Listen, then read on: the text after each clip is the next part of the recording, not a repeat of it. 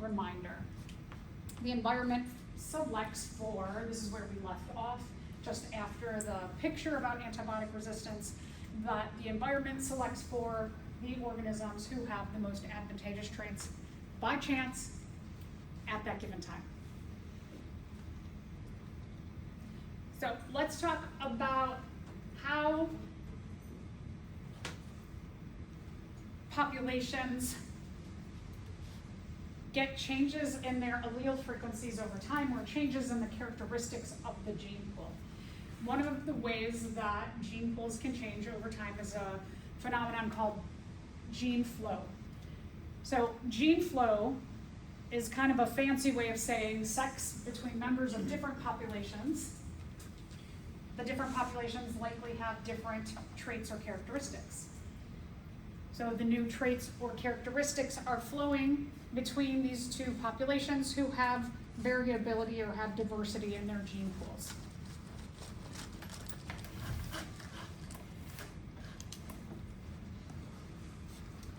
So for example, let's say that out here we have our prairie, and then we have 107th Street, and then there's a wetland. And on our prairie, we have mice that are small and medium in size. That fits with everything that's happening out on the prairie, the predators, the food that they eat, the houses that they can live in and make, the jobs or roles that they do. That being small and medium on our prairie is favored or selected for by the environment. The 107th Street, for the mice, it's too big for them to cross. So our mice, our prairie mice, stay right there. Across the street in the wetland, it is selected for to be medium and large. That we have a different environment. We have a more dry environment over here on the prairie, and we have a more wet environment over there. And so the traits of being medium and large are more selected for over on the wetland. Now, let's say that Moraine Valley is like, we want more natural area. So they petition Palos Hills and they say, can we get rid of the street on 107th? People can still get to the campus through 111th. So how about we get rid of that street, we make it the whole street next to the college, make that a natural area. And so Palos Hills says, okay, yeah, sure. And when we shut down the street and no more cars are there, the mice from the prairie can start to go over toward the wetland, and the mice from the wetland can come over toward the prairie, and eventually grass grows in the street and we have a complete natural area. So we originally have two different gene pools, and now gene flow can happen between these two separated populations. And when that happens, our two populations merge into one population, and now our traits, which went from two over here and two over there, have now merged into one population with three different traits for that population. So that's what I mean by gene flow.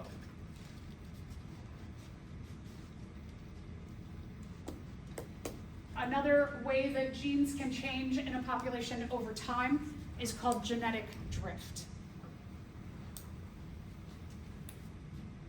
So I think like gene flow kind of gives you an idea of populations are flowing together, adding more traits to the population. Genetic drift, you have a main population, or maybe like a common ancestor. I've drawn this on the board when we were talking about homologous and analogous and vestigial structures.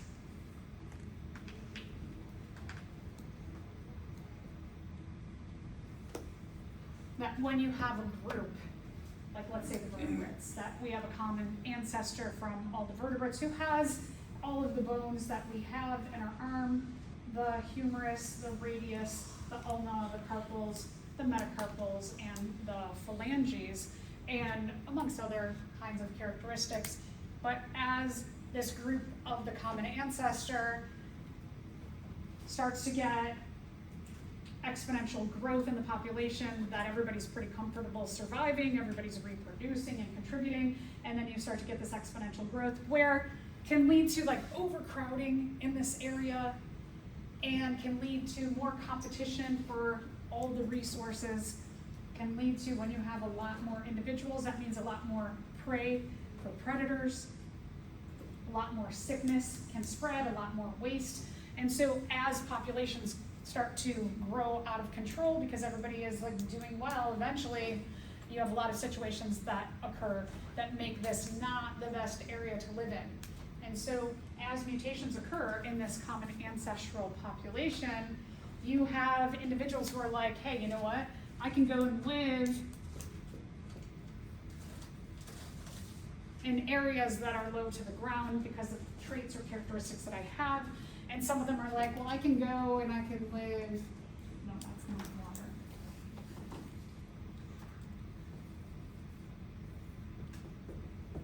And some of them can go and maybe more live in the air and travel far away.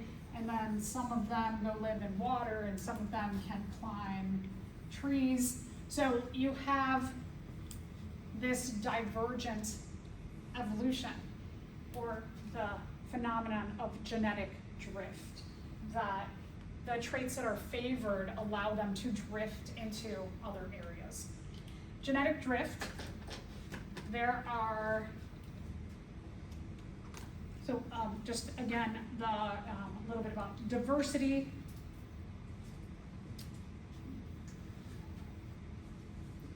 The common ancestral population has the diversity of all of these genes to begin with, but then smaller groups are going to go off and be like, you know what, we could actually survive better in this environment, or we can survive better here, or here, or here. So these smaller groups leave, and they do not take a representation of all of the diversity of the main group here. So, for example, and genetic drift can be caused by quite a number of things, which we'll get into the causes for genetic drift, but genetic drift can have a huge impact, especially on very small populations, because let's say that in our first population, so generation 1, you can see that we're reflecting on a lot of the inheritance of complete dominance. We've talked about this a little bit before, and we're going to focus on this even more today when we talk about Weinberg. So when we're talking about like capital B, let's say that this is capital B and this is little b, and what we see here in our generation 1, that you've got a complete row of capital B individuals having at least one capital B codes for having a dark coat. The two middle rows, capital B, little b, still look exactly the same as that upper row of capital B, right? This and this look the same. That as long as you have one capital B, it codes for having a black coat. Even if the little b is there, it's just masked by the capital B. I don't know what's going on.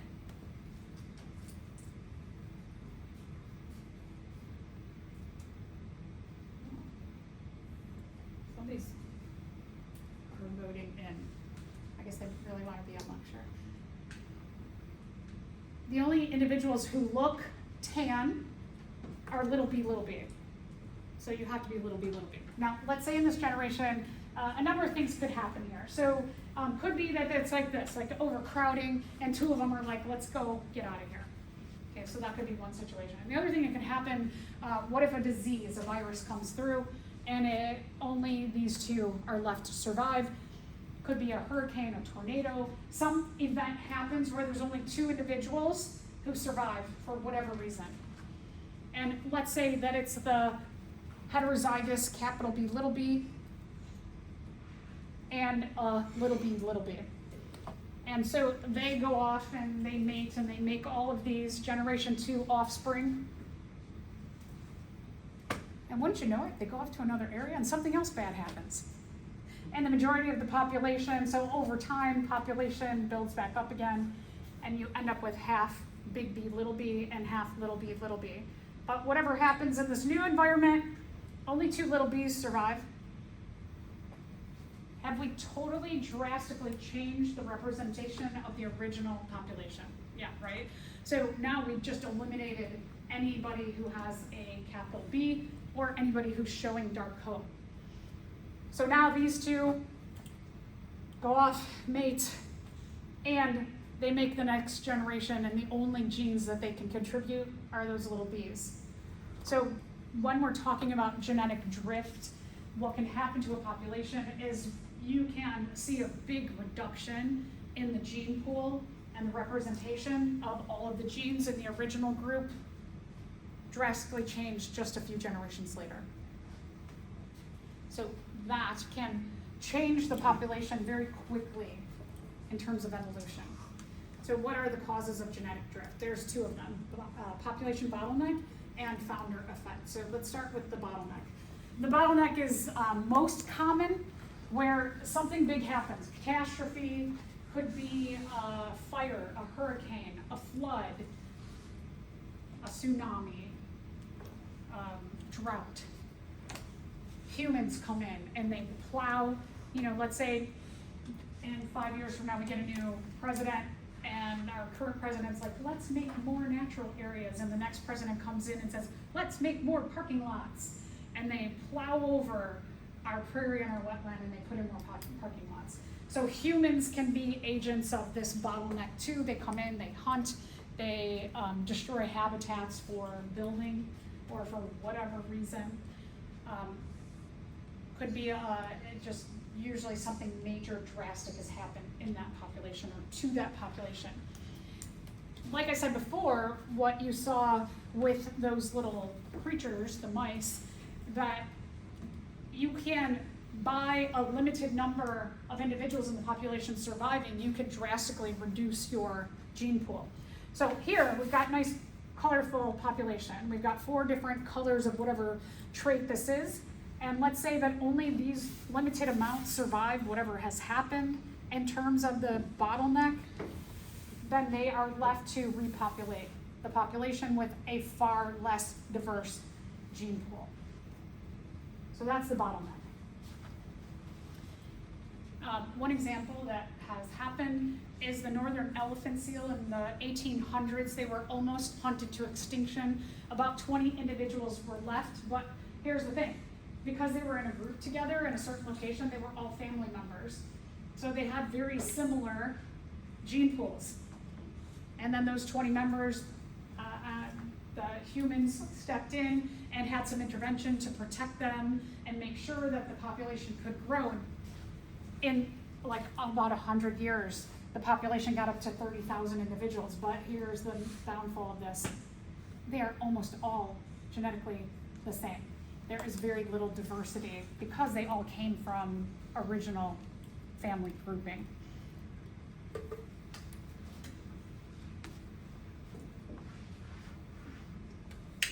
So while they've gotten their population numbers up, evolution in terms of the influence of like mutation, making new variations, it's only been 100 years. So maybe there's only been like 4 new generations. There's not enough opportunity for mutations to occur to add to new diversity. So they're still in 100 years are very similar. And if, let's say, a virus comes along, could wipe everybody out. Or if, let's say that they all live in an area where they want to put homes along that beach, that it's in California, and they're like, oh, we're gonna build homes here, and they get rid of all of their habitats. They could all die at once. So that is the bottleneck. The other kind of genetic drift is the founder effect, which is similar to what I'm talking about here. That in the founder effect, for whatever reason, you have a very diverse population and a small portion of them leave. Could be for a variety of reasons. One could be just, hey, we are all specialized in surviving better over there. So let's all go over there where we have an easier time surviving. We have an example that's more cultural. And in the northeast part of the United States, there are a group of Amish people, and they all took off from the rest of the human population. And very common within this Amish population is a complete dominance disorder called Ellis-Van Creveld syndrome. And it is caused by 2 recessive alleles. So you could have 2 people who are heterozygous, and they mate together, and each of them contribute a recessive gene to have a child who has this recessive disorder. And we see this more common in this Amish population than we do the whole entire human population, or even in the population of the northeast population of the United States, that within their little group, you see this. Ellis-Van Creveld syndrome, it manifests its way through the skeletal system, and so there are commonalities of having one extra finger or finger or toe. It's called polydactyl. That actually could be like a benefit, could give you better balance, could like allow you to grab better. So having polydactylism is not necessarily a bad thing. But the other things that can be affected is that like for example, the ribs can be, oftentimes the torso is much shorter and smaller. And so the ribs are the same size, but for a smaller torso. And so they squish the lungs. And so there's often hard time breathing. There's other things within like the pelvis, having larger bones in a smaller area makes it harder for like reproduction. There could be more issues with childbirth. And then also congenital heart defects is pretty common through this population. So having major heart issues as well. So that is what we would call the founder effect. Okay, so let's go in another direction. There's other ways that we can show data and support that evolution is happening in a population. And we can use math. One of the things about evolution, so do you think that in a natural population, like a population of mice that are out there, do you think they could ever have cases where evolution is not happening in the population?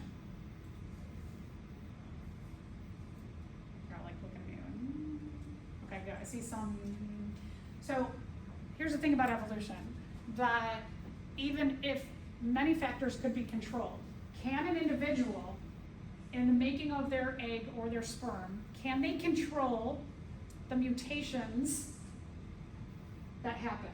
Right? No, you can't control the mutations. So, our cells do their best. They do some checkpoints and they try and get them all, but we can't control mutations. So even if we could control everything else in a population, you cannot control mutation.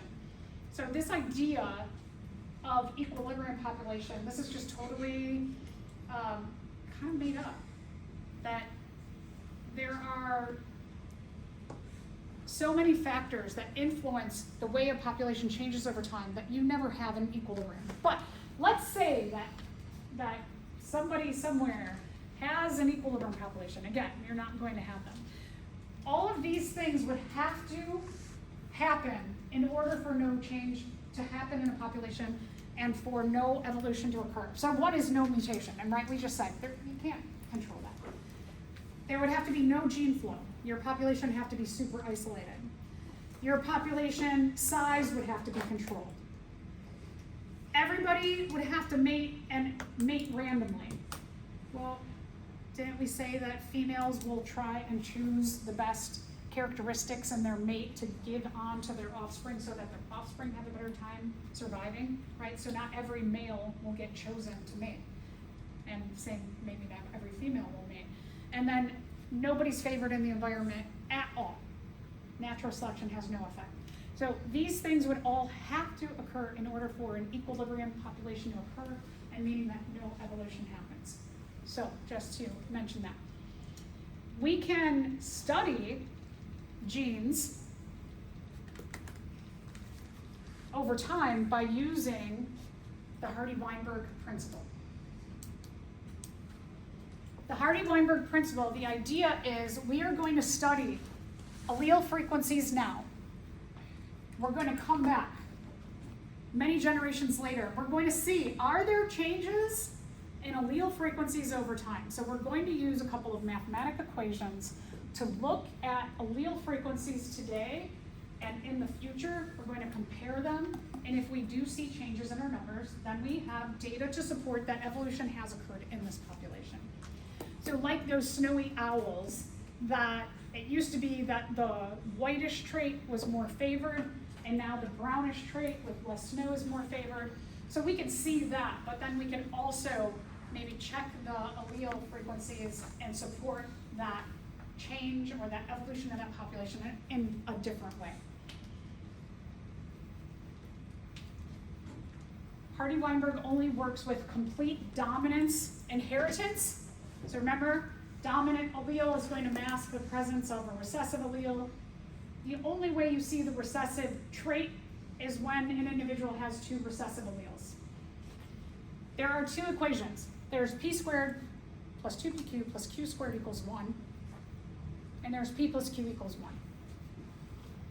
In our example here, using the inheritance of complete dominance, what we're going to use is capital T is going to code for the dominant trait, and little t is going to code for the recessive trait. When we look at these two equations, we're going to use and play off of them together to figure out all of these different kinds of frequencies in a population. When you are looking at this calculation or this equation, this is going to focus on genotypes. And so when I'm talking about genotypes here, there are two alleles that make up a genotype. So capital T, for example. Somebody who's capital T, capital T. Why are there two alleles or genes for this trait? Where do we get the two from? Parents. Yeah, parents, good. So one comes from bio mom, one comes from bio dad. That's why there are two alleles for every trait. An individual who's capital T has a dominant allele from each parent. Individuals who are capital T, small t have one dominant allele, one recessive allele. And the individual who's little t gets a recessive allele from each parent. We can also, instead of just looking at genotypes themselves, we can look at the percentage of the dominant allele, capital T over time, and the percentage of the recessive allele over time. When we're talking about Hardy-Weinberg, we often use the term frequency instead of percentage. They do go interchangeably. So let's get into what P and Q are and all of that. Okay, so we're going to start with P squared. P squared is a genotype.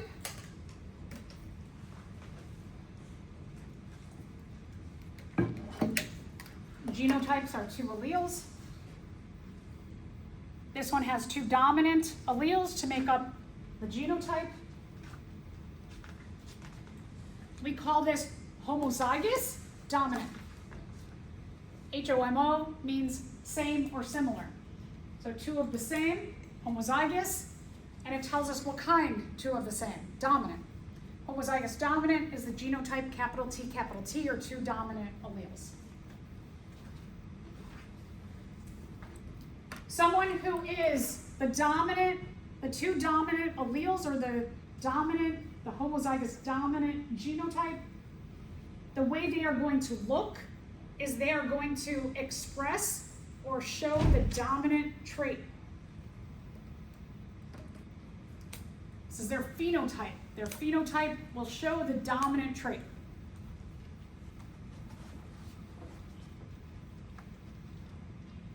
Two PQ. You have one of each, a capital T and a little t. You've got a capital T from one parent, a little t from the other parent. The principles of complete dominance say you have at least one dominant allele, even if you have a recessive allele. They don't blend together, but the dominant masks the presence of the recessive. It means the recessive is still there. That allele can be passed on to this person's offspring, but they are going to mask that with the dominant allele, and their phenotype is going to look dominant. So they're going to look just like a homozygous dominant individual. The phenotype is also dominant. Same thing. The only individual who can show the recessive phenotype is going to be an individual who's homozygous recessive. So Q squared shows the recessive genotype, little t.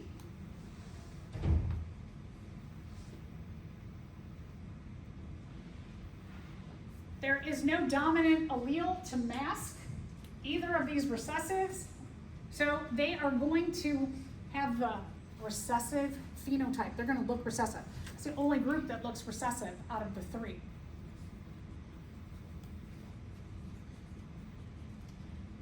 Again, homozygous for two of the same. Homozygous, recessive, tells us two of the recessive alleles. P is the frequency or percentage of the dominant allele. When we say allele, we mean gene, one. Genotype refers to two alleles for the trait. When we're talking about an allele, it's just one, either dominant or recessive. P is the dominant allele, the capital T percentage in the population. And then that gives you Q. Q is the recessive allele percentage in the population.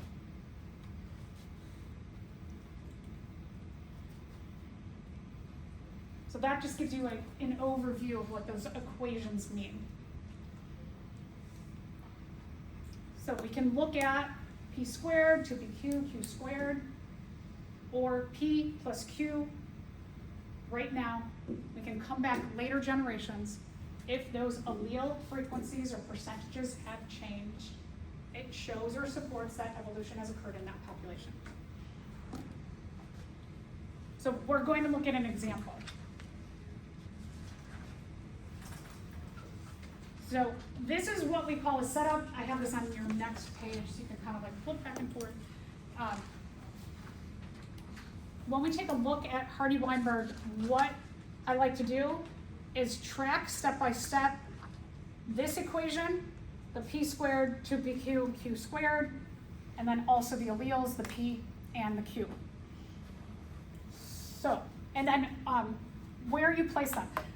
Some of this is a little bit familiar if you've done Punnett squares, like if you took Bio 111, you'd be like, oh yeah, I know Punnett squares, but it's just a little bit different in that the positions of where things go on the Hardy-Weinberg Punnett square are very specific, so that P and P go on the outside here, and Q go on the outside here. Alleles go on the outside, genotypes go on the inside. So P squared or homozygous dominant goes here in this box. You have 2PQ.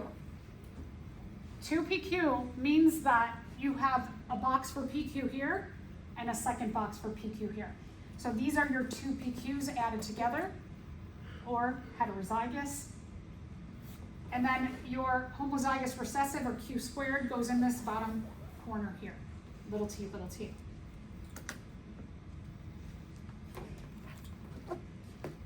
So let's work through an example. 16% of our population shows the recessive phenotype. The only way an individual can have the recessive phenotype is to have also the recessive genotype, homozygous recessive.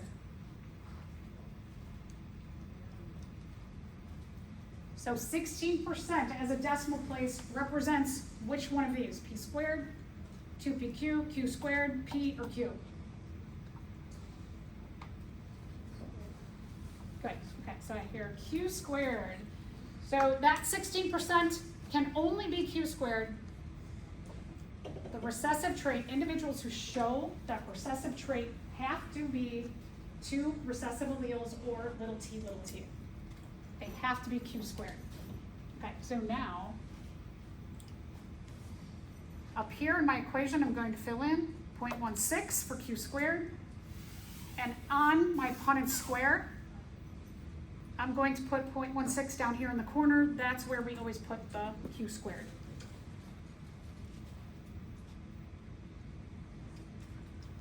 By having the percentage of individuals who have the recessive phenotype, or we have Q squared, we can work with this number to figure out all the rest of the data up here.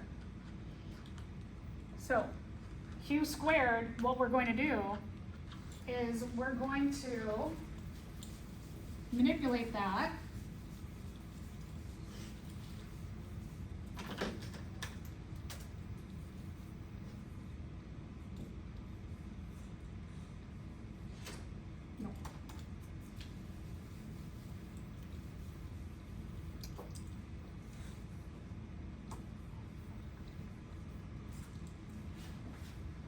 once we have q squared, we can take the square root of q squared to get q.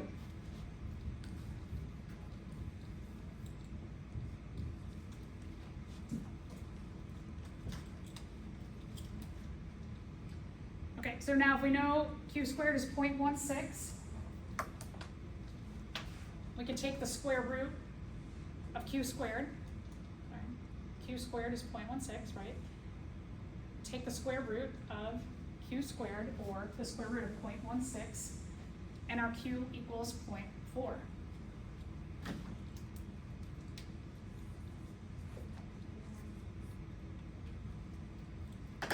Now we have that.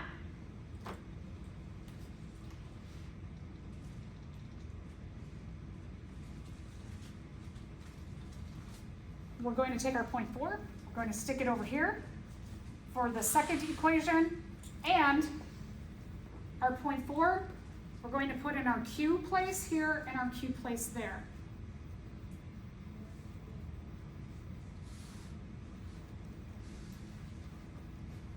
So which equation can we rearrange now that we have q to solve for p?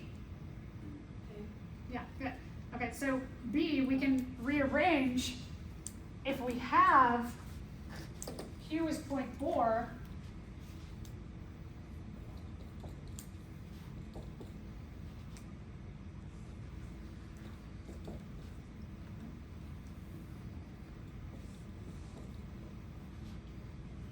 so if we know, oh, sorry, no. I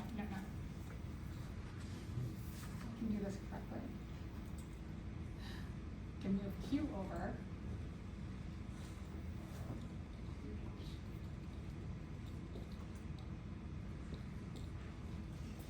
So if we move Q over to the other side, we minus that from 1. P equals 1 minus 0.4.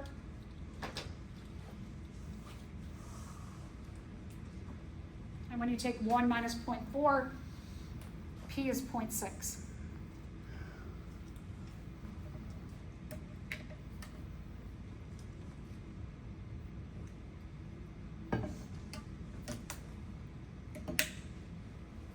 Now we can start filling in more things.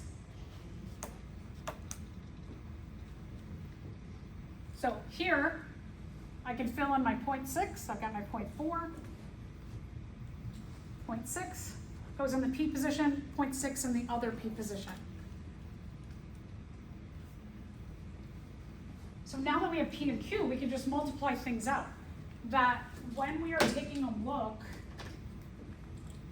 at how to fill in the rest of our Punnett square, our P squared here is P squared because we take P times P, make P squared. Our PQ, we take a Q and we bring a P over. Take this top row P, bring it over here. And we take our second column Q, bring it here to make a P times a Q. And then our other PQ, we're going to take our P down in our first column and our Q here in our second row. So you can multiply out now to get your P squared and your two PQs and your Q squared.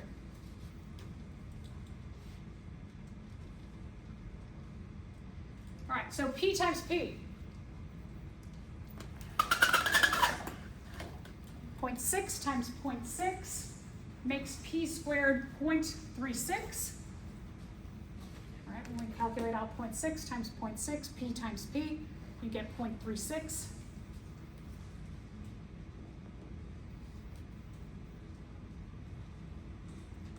Now we have to solve for 2PQ. So 2PQ you can do in a number of ways. There's like 2 ways you can figure that out.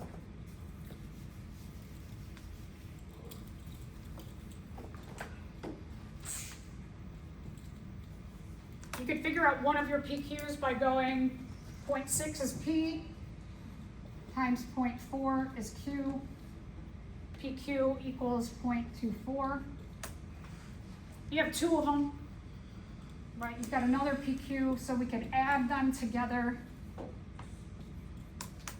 to make 2 PQs, or you could do 2 times P times Q.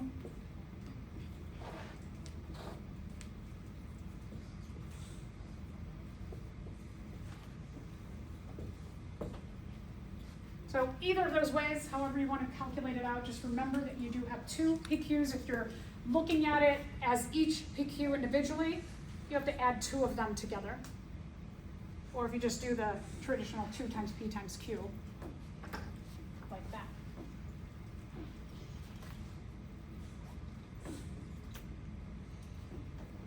So in our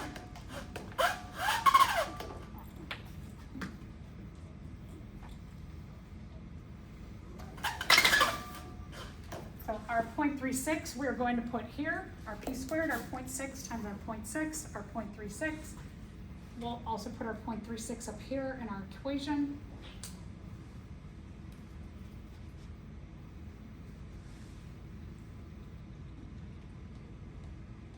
And then, sorry, calculated this out. So hopefully y'all have got now 2 times P times Q. Our 2 PQs are 0.48.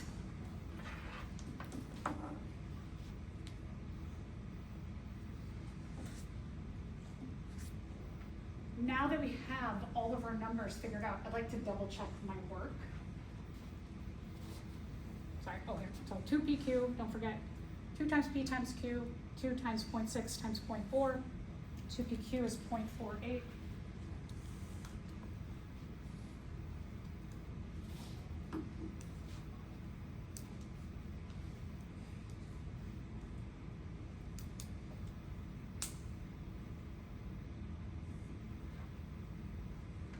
And so I'm making, like right now for my Tuesday, Thursday class, I'm making the key for the lab based on the data that we came up with as a population. We'll come up with our own data for our population, which will probably be a little bit different than theirs. So as I'm making my key, I stop here and I make sure that I double check my work. And I can double check what I've just done there.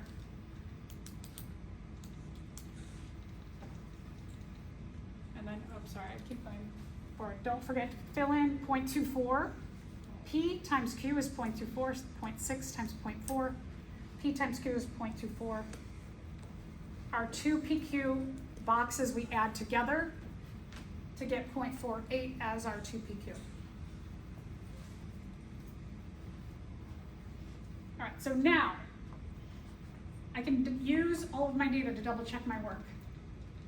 What do I have to make sure that both of my equations add up to? Good. Okay, so there's where you can double check your work. So even if I know I'm going to have you all work to at least 3 decimal places, this works out to be perfectly 1. I planned this out by using 0.16 as my homozygous recessive genotype and the recessive trait. Not everything works out to perfect 1. If we work to 3 decimal places, what you might find is that you get like P plus Q equal, maybe you get 1.001. Because again, we're not working to, like, if we work to 10 decimal places, we could maybe in some cases get right at 1. But you might get a little tiny bit more, or maybe you'll get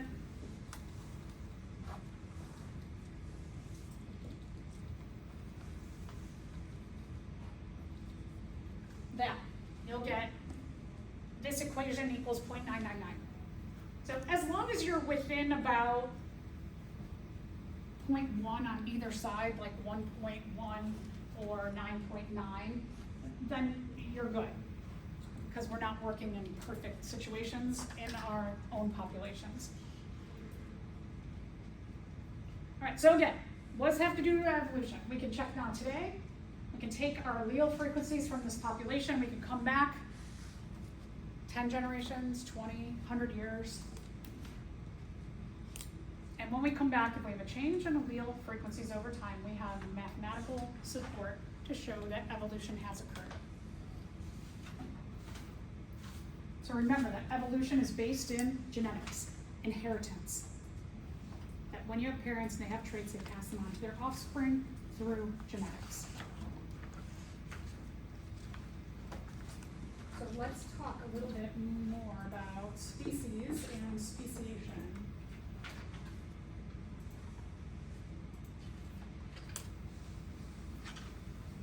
So this specific section of the book, we only go through certain things in there.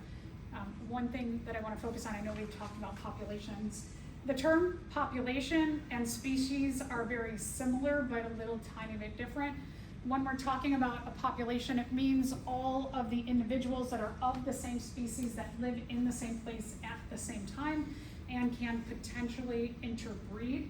And that term potential interbreeding means not only can they have sex, but they can have successful sex in that not just are they able to put their parts together, but they're able to have offspring, but the offspring also have to be fertile. And that's what makes a population. A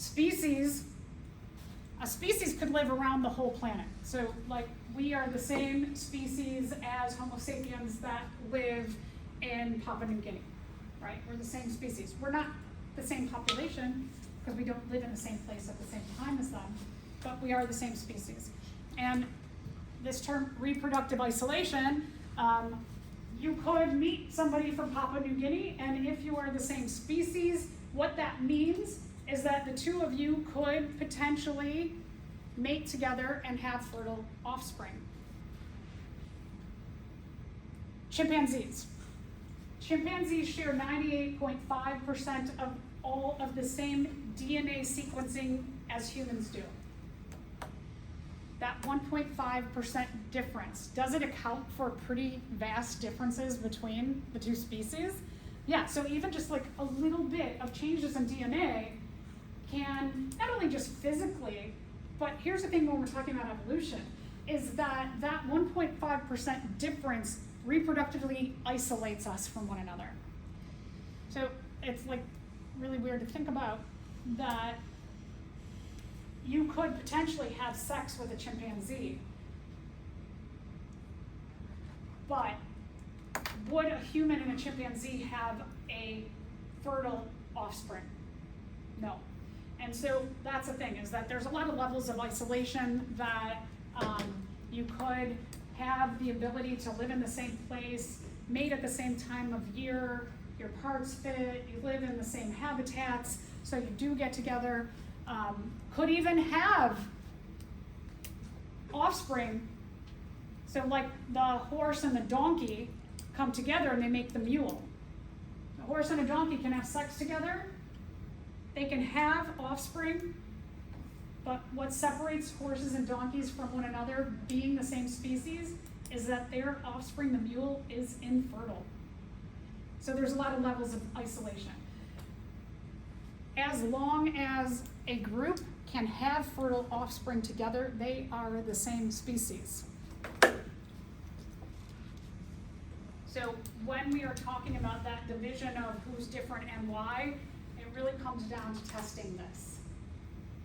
That the offspring can also have offspring. In an evolution, we want to ensure that our species keeps going, and we do that through reproduction. So here's two fish. They look almost exactly alike, but when they try and mate together, they do not have offspring. So they are reproductively isolated.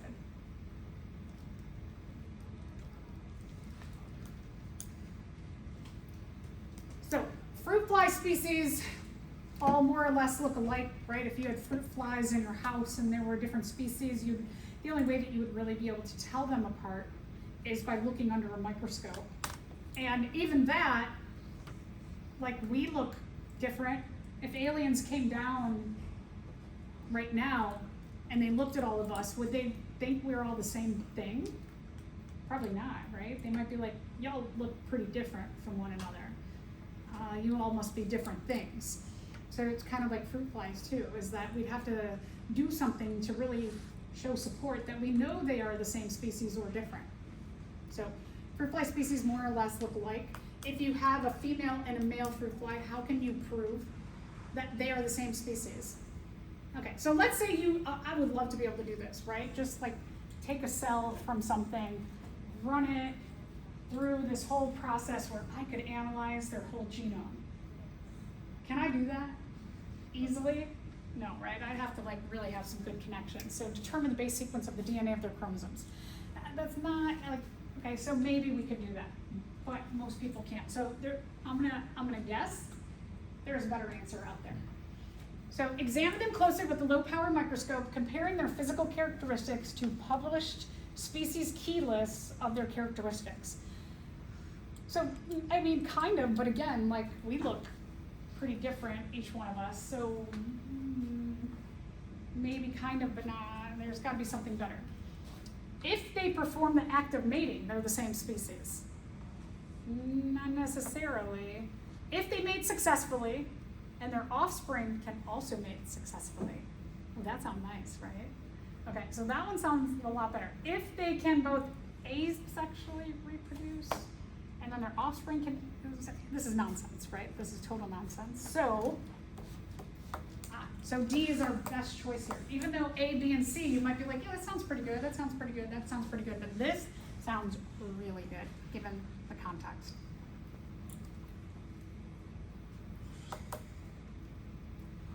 All right, so how do we get new species?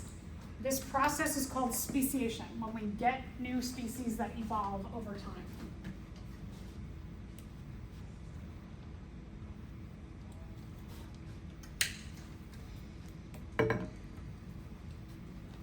In general, do you think this is a quick process?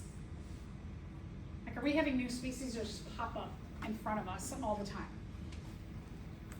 Not really. Bacteria, we are seeing an evolution happen in real time, right, of antibiotic resistance, and we'll get to talking more about that later in the semester. But that's not also super duper fast, right? We're not getting like tons and tons and tons of new antibiotic resistant bacteria out there. So the evolution of new species, it usually takes quite a bit of time for it to happen. Evolution of new species happens due to isolation, which I've already been talking about. So when we talked about genetic drift and we talked about the population bottleneck or the founder effect, that those populations, like a founder effect, they go off into a new area and then they experience this new area differently. Just like when we're talking about the common ancestor of all of the vertebrates, that we have all these different species of vertebrates who came from a common ancestor who had this similar bone structure, who had a backbone, but we're different now. We have a lot of different species, and that took a really long time for this whole group of vertebrates. We have a variety of them, but that took a really long time to develop. And so what eventually happens is that new species develop because, for whatever reason, they go off and they are isolated from everybody else. They experience the process of natural selection differently than that main group they came from. The traits that are favored over there are different than the traits that are favored in the main group over here. So eventually what can happen is that they change. This depends on a number of things. One, we'll talk about genetic divergence, right? We talked about having a common ancestor and the groups diverged, the vertebrate groups diverged away from the main common ancestral group. And then the other thing is that that group over there are going to have mutations that are favored over there or not favored over there. And the randomness of what's happening over there is probably going to be different than the randomness over here. Or maybe they are the same, who knows. But what's favored by the environment, what mutations pop up, are going to be different in these two different groups. So there's a lot that depends on if a new species can arise. So let's talk a little bit about genetic divergence and this idea of going away from the main group, isolating yourself away from them, and then what can happen.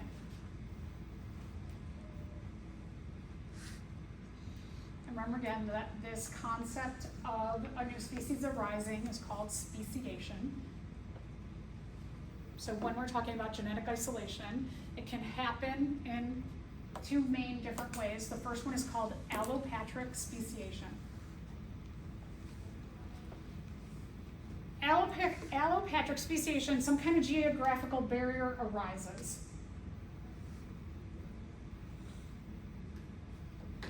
So our prairie mice over there, let's say that, I know it's supposed to rain today, let's say that it starts raining and it just rains for 4 days straight and it makes this huge river in the middle of our prairie. And that river stays there for the next 100 years. So what that has done is it has isolated those two populations from one another. So something can happen. It could be like a tornado comes and it makes a big rift between. Could be geological forces where two plates come together and they make a huge canyon by pushing each other down. Or two plates come together and they push each other up and they make a big mountain range. Some kind of natural disaster. Could be humans interfere by building something.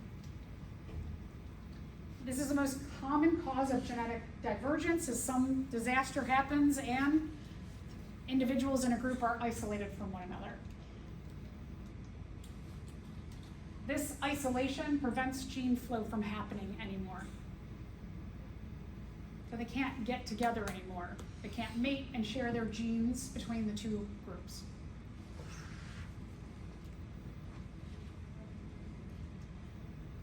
In their new locations, they are likely going to experience the processes of natural selection differently. The traits that are favored in one area will likely be different than the traits that are favored in the other area. And also we have the influence of mutations that pop up in one population. Those mutations may be favored differently than another population, or the other population.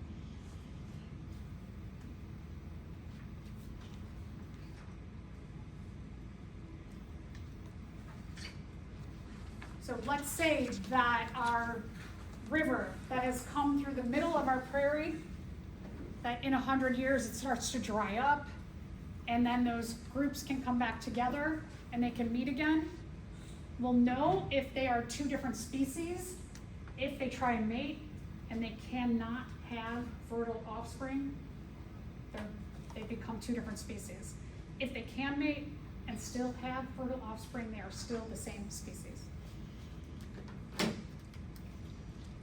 So here, another example, our lizard population, that we have lizards and they live on this island over here, and then this log washes up and a few of them are like, hey, this is fun, let's stand on this log, and then the log starts to move and they're like, oh no, and they go and they're forced to live on this island over here. And let's say that there's a lot more sun on this island, and so having a darker coloration is more beneficial to living in more sun, as opposed to a lighter color over here is favored. And they just continue to get maybe darker and darker over time. If they can eventually come back together and mate, they are the same species. If when they come together they can no longer mate, they are different species. That is allopatric speciation. Sympatric speciation. This is not as common.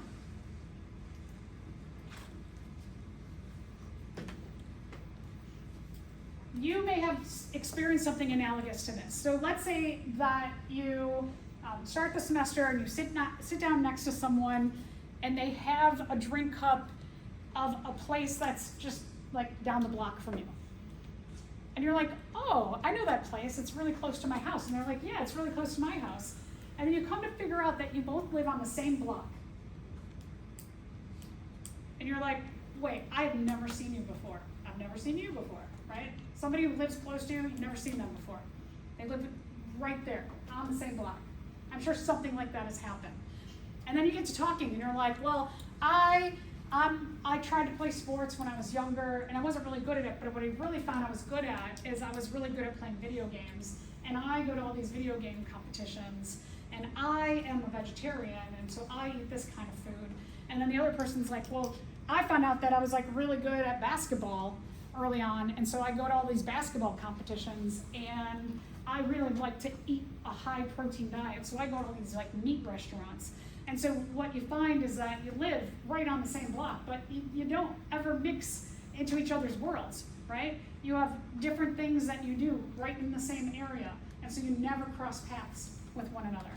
This is kind of like what we mean by sympatric speciation, is that to lessen the competition of an individual in a group is that they realize, okay, my traits favor me to do this, and so I'm going to stick to doing these things because a lot of the other ones, they can't do those things because they have different traits. And so as an individual in a population, in your ecosystem, you choose to do the things that, I mean, like as humans, right, that we like or that we're good at. We enjoy things that we're good at. And so you specialize in certain things that help you survive easier as an individual in a population, and everybody else is doing the same thing. And what that does for a population, it lessens the competitive forces within a population, and so everybody has an easier time surviving in the same place. So sympatric speciation, it's saying that there's no barrier. We all live together. But we specialize in certain things we call our niche. Our niche is all the aspects of our life. What we do, how we do it, what we eat, who eats us, what our immune system makes us resistant to or not, the job that we do, how we live, where we live, all the things that we do are our niche. And so if you can start to specialize, you are going to ensure that if I specialize in those things that I'm just like, my characteristics or traits give me an advantage of and make me survive easier, well, I can take the pressure off. I can compete less.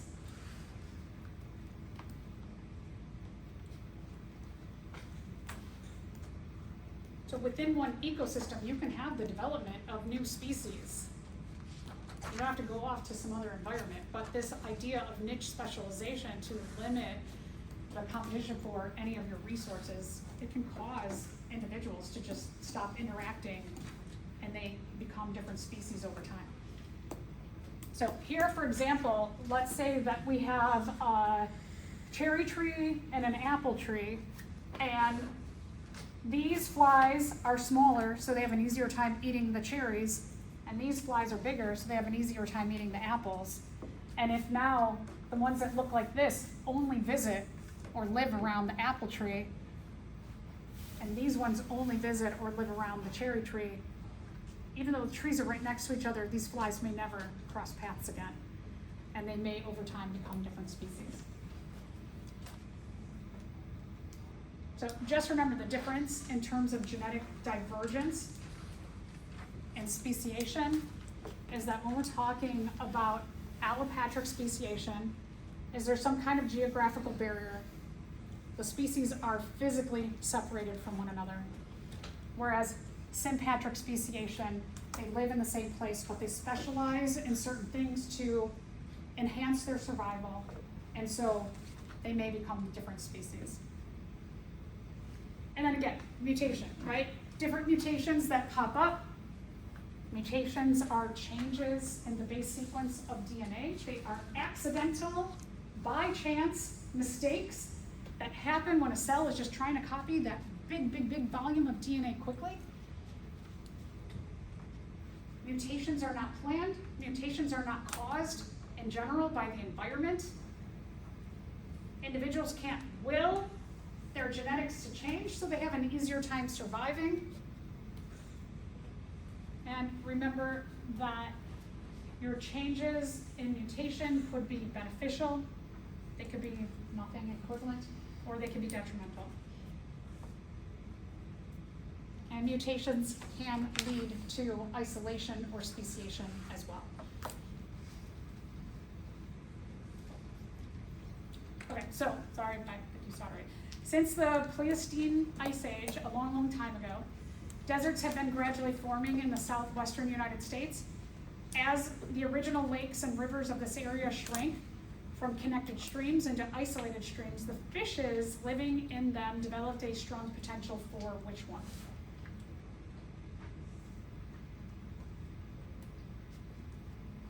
So I haven't really talked about these, right?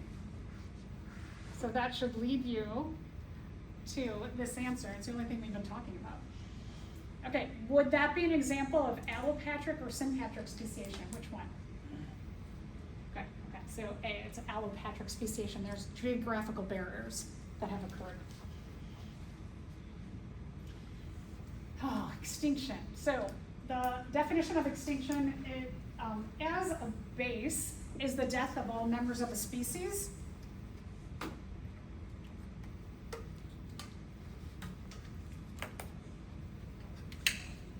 Depending on a lot of different things, when humans get involved in this idea of current time extinction, they might say extinction is when we don't see a species anymore for 50 years. Then we can classify it as extinct. Humans add these different levels because we might get governmental protection for certain species and ecosystems. So just know that you might see a lot more to this definition as you go out into different career paths. This is wild. 99% of all the species that have ever existed, they're gone. So all of us on the earth right now, we're just 1% of everything that has ever existed. Does that bode well for us as a species? Not real good, right? So it's just, when you talk about climate change, it's a natural part of the processes of the earth, just like evolution and especially extinction. It's normal. I know we as humans might get sad that something has gone extinct, and a huge influence on extinction has been climate change. And remember, we are inducing this. So in our current time, we are a part of this. It is believed that we are in a 6th mass extinction period. There have been 5 others in the past. The dinosaur extinction was the last mass extinction. But they believe, who do you think it is believed is causing the next mass extinction? Yeah. Yeah, so it is believed that we are causing, because of our influence on changing the climate. So what makes a species vulnerable to extinction? One is they may only be found in one little tiny place in the world. So if something drastically changes in that place, they could go. 2 is they are so specialized in things that they do within their niche. Maybe they only eat this one kind of food. What happens if that food is gone? They might go. They only can live here. They need this kind of species to survive. So there's a lot of things that if you are just too over-specialized in your niche, that's probably not a real great idea. One example are panda bears. Panda bears live in certain mountains and eat bamboo. So if climate changes really quickly, like that bamboo, what if the bamboo gets like a fungal infection? And now they're like, uh-oh, it's the only food that's around here. We're not equipped to go live in the ocean because we got these big furry coats. So they can't go down the mountains. Well, then they're in trouble. All right, other things that can make you vulnerable. You compete too much. You're not niche specialized. Your population has grown so big that there are so many predators around. Right? As a population grows, the predator population is going to come right behind. There's so many individuals around that it's attracted lots of diseases, parasites. And then humans, we've mentioned that. Humans just like taking over areas of the earth. We can destroy habitats and we can knock out species who are over-specialized.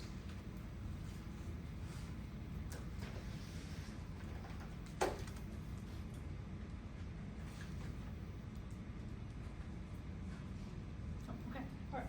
Oh, that's actually perfect. Okay, so we will finish up with the history of life and human evolution next time. Still hold on to 21. We will work on that on Monday.